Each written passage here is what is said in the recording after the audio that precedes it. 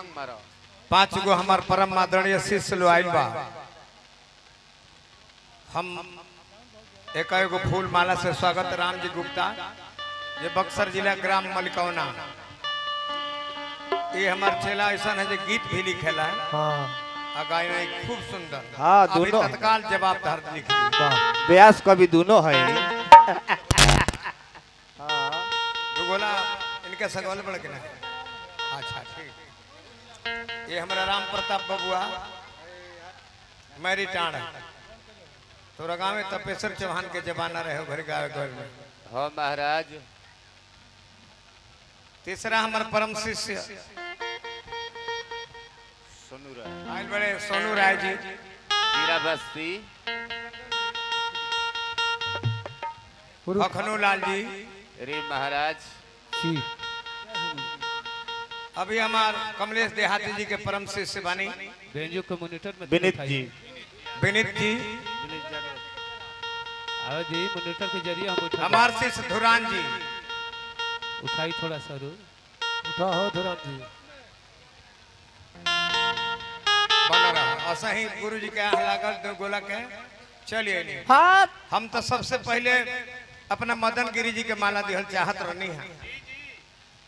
शिवंशी है रुआ आ शिवंशी के जले पूजबा ना बबुआ तले तार मनोरथ पूर्ण होई। अपना ललन भैया के मंच पर बुलाई कि हमार ललन भैया स्वर्गीय तुलसी चौधरी जी जे हमारा जिला के नामी मशहूर व्यक्ति के बेटा हमें तुलसी चौधरी के जेकर नाम ललन यादव नेताजी हो कलकत्ता से लेके। ललन भैया कहाँ बड़ा हो आवत नहीं मंच पर। हमारा के कहले जे हमारा हित के चले के बा का पैसा लेब। हम कहें जे तारा हित के जाए तो पैसा हम मांगब चलल जाई।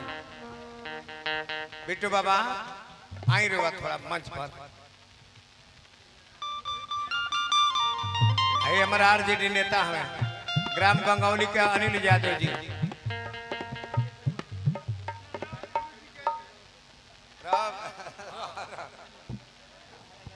भैया हमारा बिट्टू बाबू ए बाबा रे बहुत मारी मारी ले मंच पर बतिया वाला लोग। अभी तोर जरूरत का बात है का करता रे। धन्यवाद राहुल रवा सब अभी तक हमने के गाना सुने आ जाता नहीं ये ढेर बात बा इनाम की बात नहीं थे सुने आ जाते नहीं ढेर बात। ये हमारे गुरु भाई हमें हाँ जी टाइट होकर बतिया होता है हमारा बताई ना गुरु भाई हमें टाइट होकर बतिया होता है। बना मत हम कहिले जे कहते रहे जे बनो हम कहाँ बननी है भाई तू अपना घर खाए गोरला। हम तार भाजा पुरावता नहीं पुरावता कहता रहे जे बनो अरे कहाँ बननी है का बनावे के बा हवा मत कौने बात पर बोलनी है। पढ़ाने में जिनको जमाने लगे हैं वही आज मुझको सिखाने लगे हैं। जिनको सिखाया कि चलना संभल संभल कर वो हवा में कबूतर उड़ाने लगे हैं। अभी पेड़ पर 4 दाने लगे हैं चारों तरफ से निशाने लगे हैं। अरे पढ़ने पढ़ाने का माहौल कहाँ है किताबों में खत आने जाने। समझे जानी। चलिए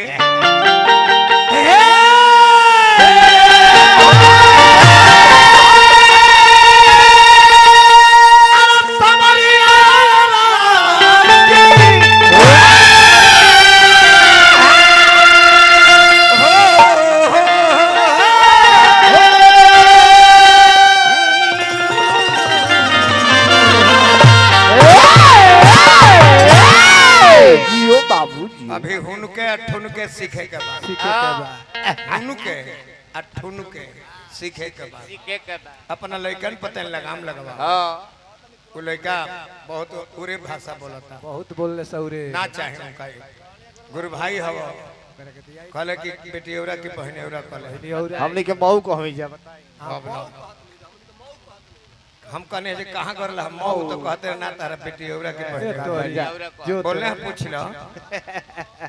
लो ना बोले के बड़ा चाहिए बोले बता पियले बा हमारा बहन में तारा बहन में अंतर बा बा जब गुरु भाई हैं जे तो दोनों आदमी भाई हैं जे हाँ तो हमार बहन है तोहरो बहन भइल नो हाँ तो बहनी औरा हमने के घर नहीं जाए बतावा का शिक्षा दऊं का के हाँ लंगड़ा में रह के बदमाश हो गइल बड़े बिगड़ गेल बा छोड़ी ओकर पियला में बुझा छोड़ी छोड़ी जाए दी हटाई ओकरा के हताला कैमरा लगल बा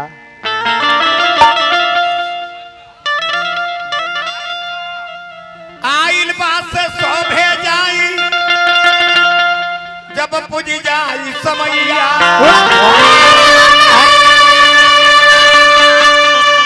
तेल फुलेल कतनो तू लगैबो खैबो दूध मलैया अरे यही अकेला अकेला तू चल जइबो संग केहू ना जाई हाथ पसारी के देखत रही है माता पिता कहे कुंवर कर जोरी कि भजलन राम के नैया नैया ए भैया तोहर बीच भंवर में डूब जाई बोझल स्वामीनाथ भाई उहे गीत गौला हा जौन गीत हमने के गायत्री बाबा गौले चल उनका मरणोपरांत कमलबास कौन गौले आज यूट्यूब चैनल पर वो गीत सगरे बाजत हुई धर्मशाला दुनिया एगो आवेला एगो जाला कुछ ऐसा कहो ये बहुत कम लोग कहले हो। नारायण जी के करा पर खुश रहले भक्त ए नारायण मेन माइक बंद हो गेल भैया मेन माइक के देखी बैटरी एकर खत्म हो गई। बैटरी खत्म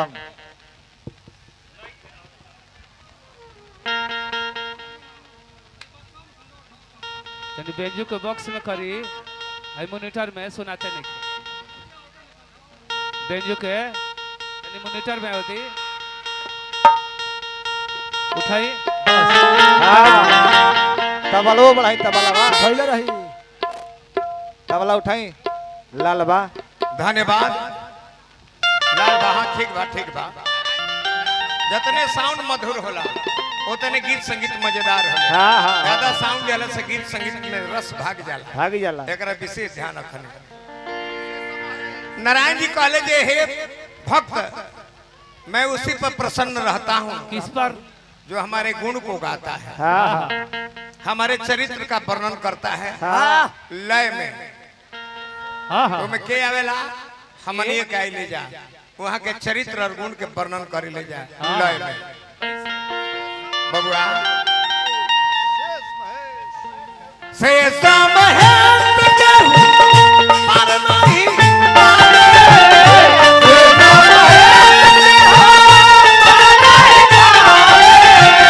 बेदवा पुराण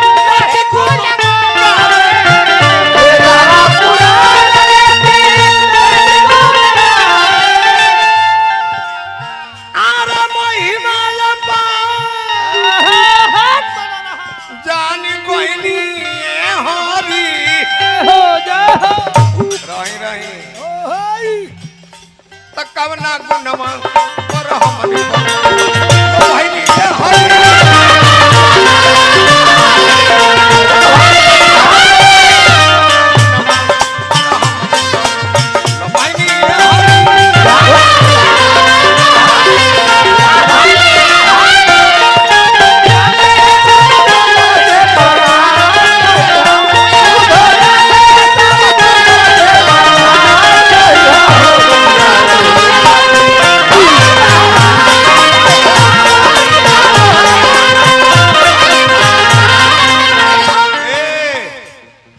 साइड में नाची यूट्यूबर हलो एलो में फोटो खींचत आलो और पिठिए खींचाए लगी ए सरवा जब नाचे के मन के तो कबो कबो हे पे चल करी रावा खाते छूट बा ना तो बहरियो चल जाई हाँ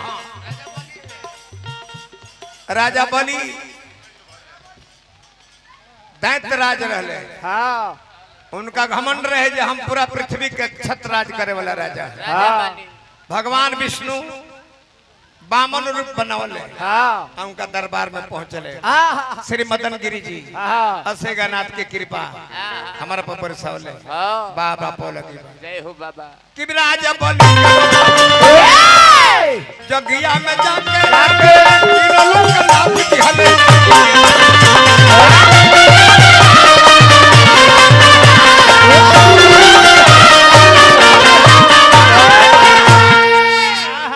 घमंड में बरहल है राजा बलि के दरबार में जब बामन रूप बना के जा घीच जे ही विधि हो ही ना थे तो मोरा रह दी बिट्टू बाबा हाँ। बहुत बहुत रुपया पुरस्कार वंदनी बिट्टू बाबा के बार बार प्रणाम हार्दिक अभिनंदन शुभकामना घमंड मातर ले ओ ब्राह्मण कुमार कैसे आए हो राजन राजन मुझे 3 डेग जमी चाहिए होनी चाहिए। एक कुटिया छवाने के लिए नाप लो नाप ले कहले जे नाप लो 2 डेग नपले धरती आकाश नपा गइल अब 1 डेग अभी नपही के बाद राजा बलि सूत गइले कि अब कुछ बाना बाना। है देहिए नाप दी रहो हाँ सूरज सारी तेरा जाके क्या बता से चरण धोवा के छोटा हम गंगा अर पार कोई नहीं ये हारी हवना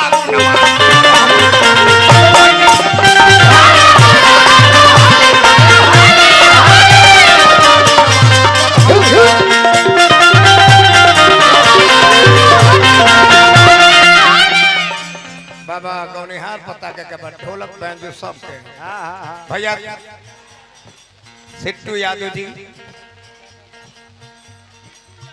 सिंटू यादव जी की किंटू यादव जी भैया किट्टू यादव जी बहुत बहुत रुपया पुरस्कार देनी तारे भाग में कुछ बने के लिखा था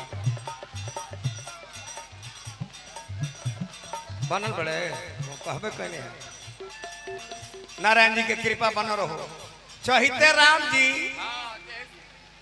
तो 1 डेग में गंगा जी के पार कर दी बिट्टू बाबू बाकी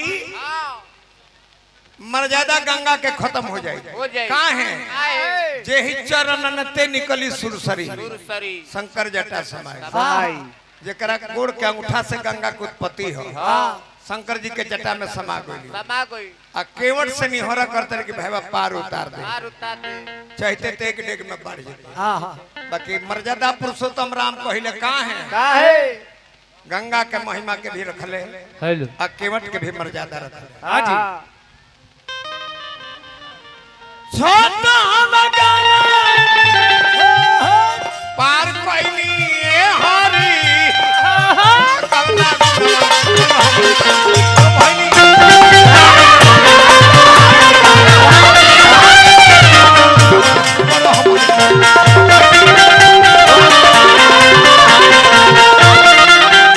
भाई तू चैनल के आगे से हटा बढ़ जा तू लड़का कहाँ से आयल बड़े सब गाड़ी भाड़ा लगा तनी हटो आवा ना अपन जबलक है पर से देखाबो है ना वो अपन जबलक है हम को आवा देखाबो पीठ मत देखाबो है पाबो तार जबलक देखला बिन बिगड़ता लोग आवो आगे मत रहो हे पाबो हे पा हम छूट देता नहीं सॉरी है ना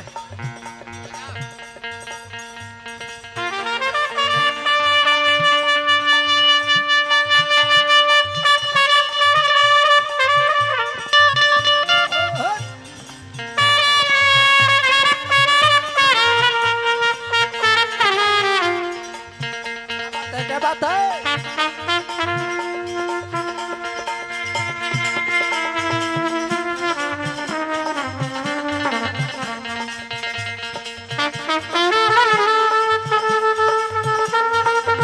जिया कलकार जिया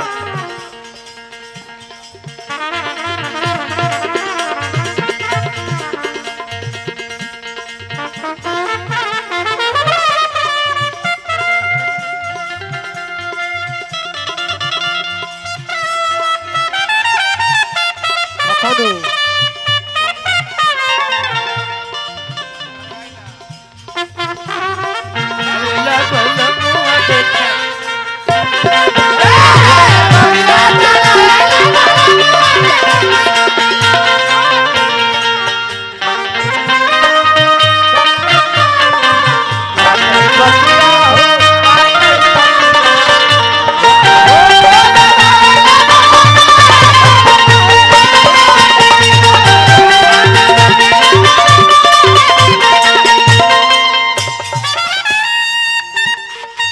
रह जा खड़ा रहो।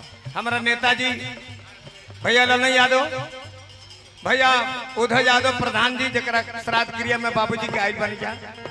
ये हमारा ललन भैया का नाती बड़ा स्टेट बैंक ऑफ इंडिया में कार्यरत बड़ा। हमारा ललन भैया के ही परिवार से स्वजन से भगिना बानी।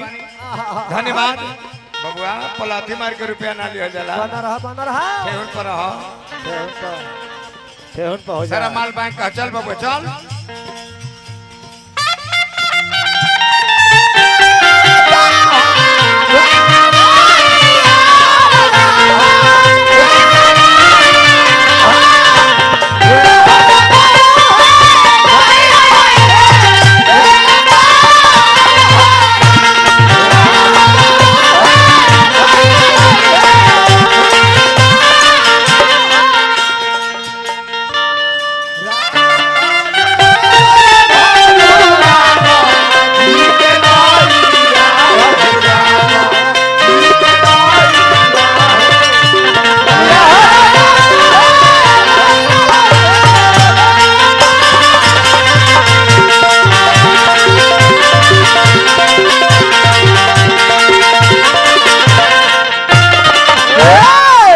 माननीय ललन भैया के भगिना बानी हजारों हजार रुपया पुरस्कार देनी। हार्दिक अभिनंदन शुभकामना। बैठ जाए रे भाई, जब बैठी हमने के देते नहीं और बा जन्म जन्म मुनि ललन भैया के भगिना बानी अजय बाबा हाँ हजारों हजार रुपया पुरस्कार देनी। हमारा तरफ से हार्दिक अभिनंदन, बार बार नमस्कार बार। और बाजी जन्म जन्म मुनि कि जन्म जन्म ऐसा गीत ना गावे आवे ना आवेला कर हट के बिगी देता रहा। ऐसा गीत ना गावे आवे। जन्म जन्म मुनि लोग धर ध्यान अंत समय में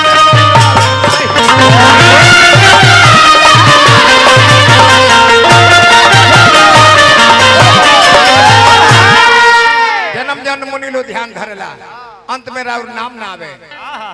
सेवरी के घर जाके अरे कुसक के चटाई बिछा के अपने हाथ में सेवरी राउर बिशनपुर घर है। विनोद हो। यादव जी, हाँ विनोद यादव जी बिशनपुरा के माध्यम से पुरस्कार आई। बार बार नमस्कार बार। सेवरी आ गई। सेवरी यादव जी, सेवरी चमार की बेटी रहली। हाँ राम उनका घरे गए हे जाओ। हाँ सेवरी के घर जाके कुसक के चटाई बिछा के झूठ भाई खाई कन्हैया खियाव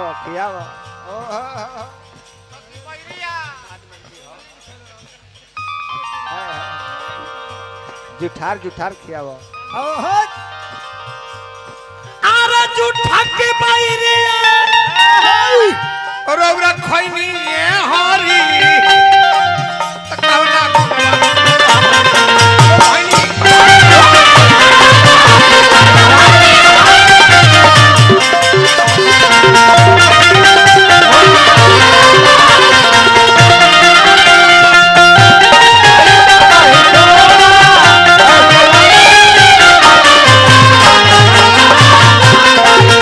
Oh,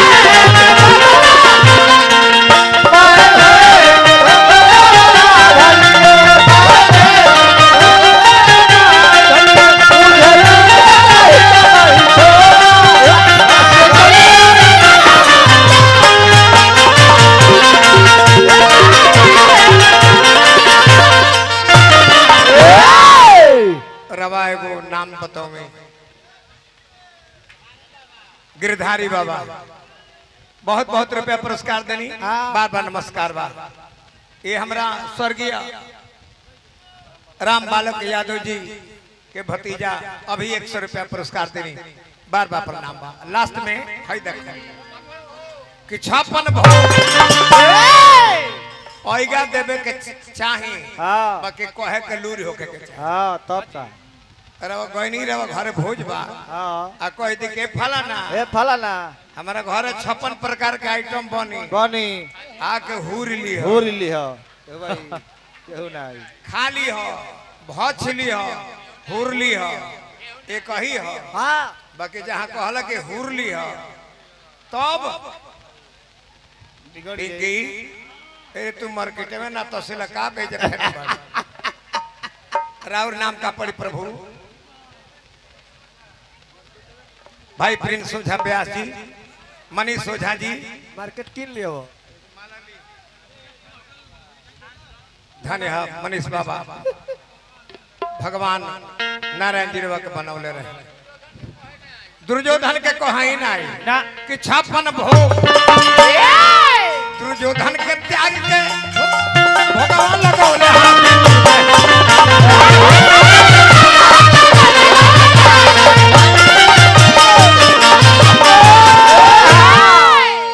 कहतारन गिरदा अरे सुनो सुनो कमल बा कहियो तो भाई अमृत के घैली रे हरी कवना